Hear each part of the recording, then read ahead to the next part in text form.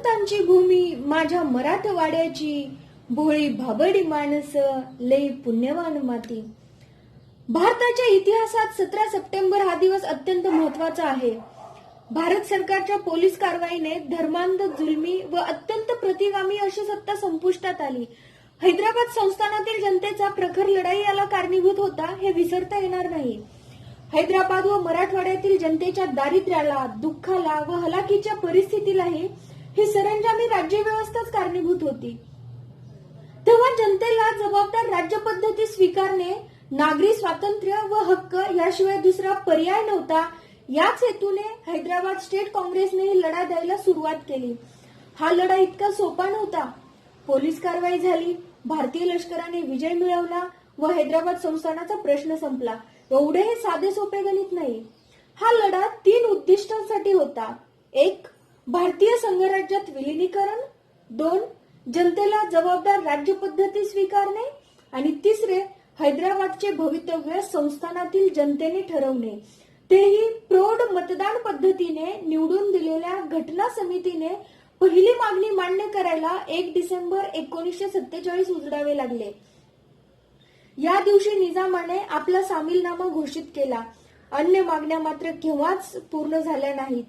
सामीलनामा जाहीर होईपर्यंत लष्करी राजवट अंमलात होती आणि तेव्हापासून मुलकी राजवट प्रचलित झाली. घटना समितीमध्ये भारताचे पंतप्रधान पंडित जवाहरलाल नेहरू व पोलादी पुरुष अर्थात गृहमंत्री सरदार वल्लभभाई पटेल यांनी हैदराबाद संस्थानाचे भवितव्य जनतेने ठरवायचे आहे असे घोषित केले. महात्मा गांधीजींनी अशी भूमिका घेतली होती की संस्थानातील प्रजेनेच त्यांचा लढा लढवावा, कारण श्रेय आणि नशीब मागून कोणी देत नाही, हक्काने मिळवलं तर हिरावून कोणी घेत नाही. काँग्रेसचा लढा भारत व इंग्रजांमधील लढा आहे. हैदराबाद स्टेटने 3 मागण्या केल्या होत्या की लोकप्रतिनिधीचे मंत्रिमंडळ, भारतीय संघराज्यात विलिनीकरण आणि लोकांनी निवडून दिलेली घटना समिती.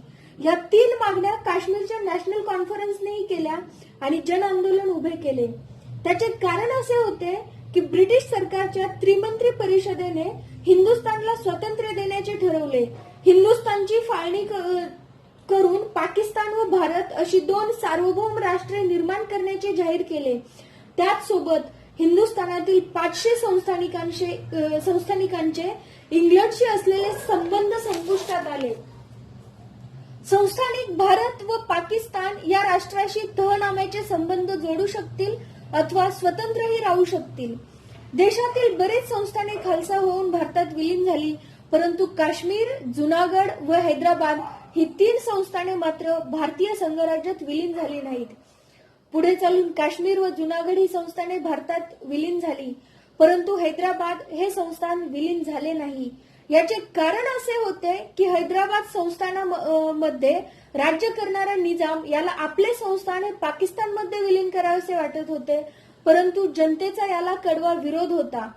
त्यावेळी दिशा दिशातून कोटी मुखातून निनाद एकच आता, अजिंक्य आमुची भारत माता, जय जय भारत माता असे जनता म्हणत होती. जनतेला आपले संस्थान भारतामध्ये विलीन करावे असे वाटत होते. तसेच याचे दुसरे कारण पाहिले तर रझाकार या हिंसावादी संघटनेचा नेता कासिम रिझवी याने भारतात सामील न होण्याचा सल्ला निजामाला दिला होता. भारताला राग येईल अशा गोष्टी कराव्यास सुरुवात केली. कासिम रिझवीने प्रक्षोभक भाषणे देण्यास सुरुवात केली. हैदराबाद मार्गे जाणाऱ्या रेल्वे गाड्यांवर रझाकार दलांनी हल्ले चढवले.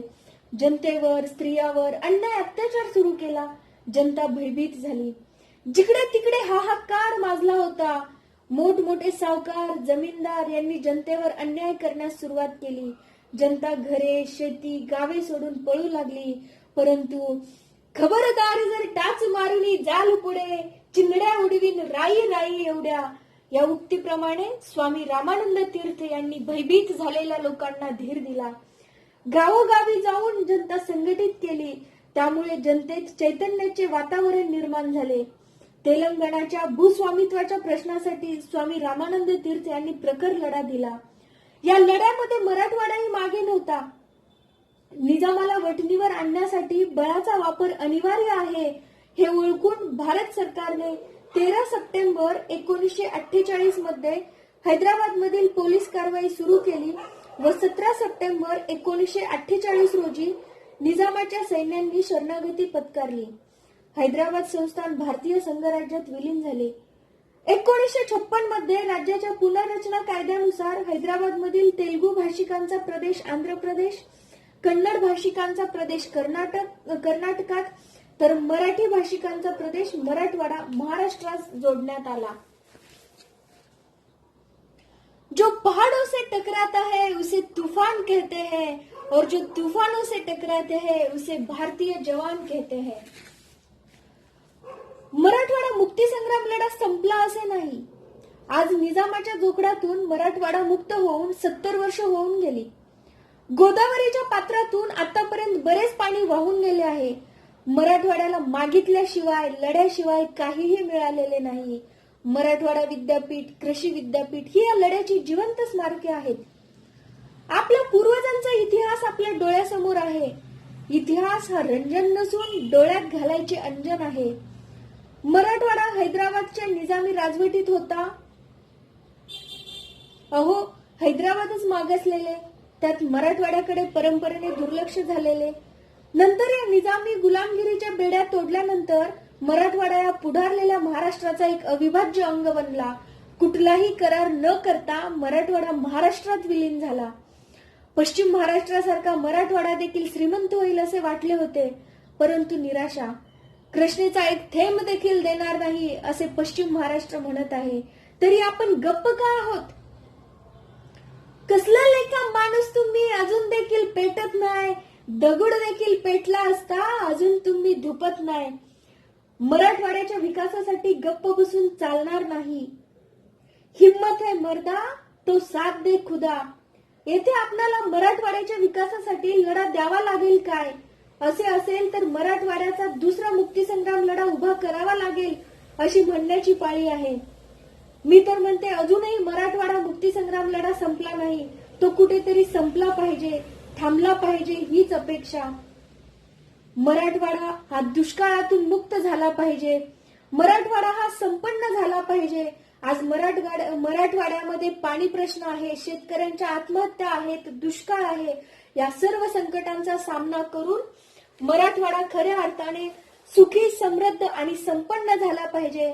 या आणि भारत देशाचा अविभाज्य घटक असलेला मराठवाडा ही जोपर्यंत विकसित होत नाही तोपर्यंत खऱ्या अर्थाने महाराष्ट्र विकसित झाला आणि भारत विकसित झाला असे आपल्याला म्हणता येणार नाही. मराठवाड्यातल्या शूरवीरांनो, निकामा स्वस्थ का बसला? धैर्यबळ खोवणे सगळे, भिकारी दास का झाला? प्राण द्या मराठवाड्यासाठी, भीतीने भ्याड का बनला?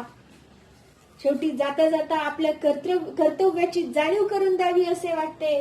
मराठवाड्याचा संसार माझ्या अंगावरी, ऐसे थोडे तरी वाटू द्या हो थोडे तरी प्रत्येकासी, माझी कसावीस यासाठी. आज मराठवाडा मुक्तीसंग्राम दिनानिमित्त सर्वांना हार्दिक शुभेच्छा देते आणि आपण सर्वजण मराठवाडा वासीय नक्कीच मराठवाड्याच्या प्रगतीसाठी काही ना काही आपला खारीचा वाटा उचलू अशी अपेक्षा ठेवते आणि इथंच थांबते. जय हिंद, जय महाराष्ट्र, जय मराठवाडा.